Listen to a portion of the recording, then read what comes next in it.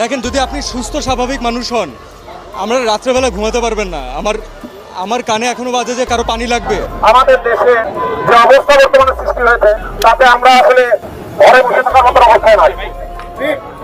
ছাত্র আন্দোলন নিয়ে এবার মুখ খুললেন চলচ্চিত্র তারকা সিয়াম আহমেদ এবং অন্যদিকে ছাত্র আন্দোলন নিয়ে মুখ খুললেন চলচ্চিত্র অভিনেতা মোশাররফ করিম।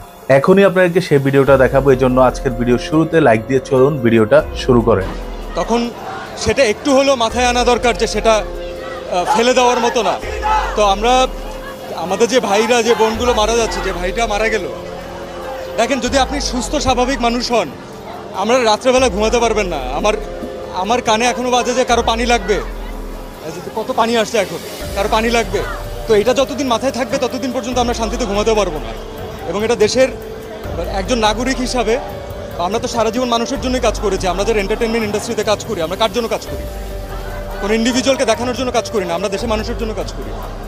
তো আজকে তাদের যে ছাত্ররা, যারা ইয়াংরা, যারা হচ্ছে আমাদের মেইন অডিয়েন্স, যাদের আমাদেরকে প্রয়োজন, আমরা যদি তাদের সাথে না দাঁড়াতে পারি তাহলে আসলে কেন কাজ করলাম? এর থেকে কাজ না করা ভালো, অন্য কোনো কিছু করা বেটার।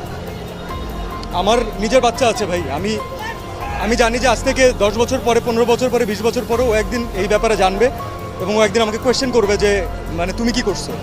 তখন আমি বুক উঁচু করে বলতে চাই যে না, আমি কিছু চেষ্টা করছি। So definitely I am with the students. Yes, হ্যাঁ।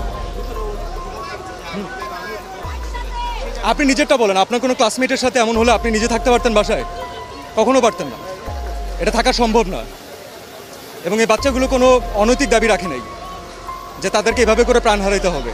এক একজন বাবা মার আহাজারি, এটা যার যায় সে বুঝে ভাই। সো এটা আমি জানি না আসলে এখানে কতটুকু আসলে এখানে ঢেকে ঢেকে বলা পসিবল।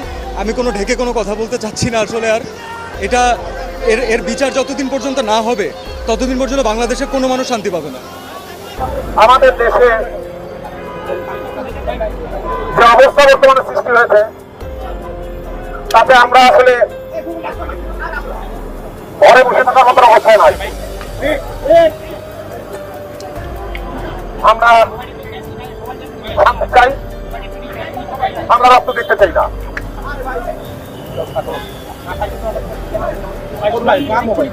আমরা সকল নির্যাতন,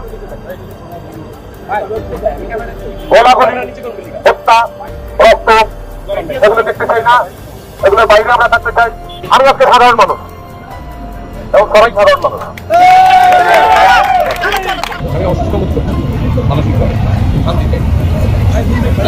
না, আমিও তো অনেক কিছু বলতে পারি, হ্যাঁ, কিন্তু ব্যাপার হচ্ছে যে সেগুলো তো সিদ্ধ হতে হবে, সেগুলো তো প্রমাণিত হওয়া বলতে পারি না, মানে কোনো প্রমাণিত সত্য আমার হাতে না। তো দর্শক বন্ধুরা, আপনারা পুরো বক্তব্যটা শুনলেন, আপনার কাছে কেমন লেগেছে সেটা অবশ্যই কমেন্ট করে জানতে ভুলবেন না। বিশেষ করে আমরাও চাই আমাদের দেশের শান্তি, যাতে দেশে কোন ধরনের অরাজকতা না হয়, আমরা সবাই শান্তি সৃষ্টভাবে একটা স্বাধীন দেশে যাতে আমরা বসবাস করতে পারি। তো এই ছিল আজকের ভিডিও। সবাই ভালো থাকবেন, সুস্থ থাকবেন। Bye bye, tata.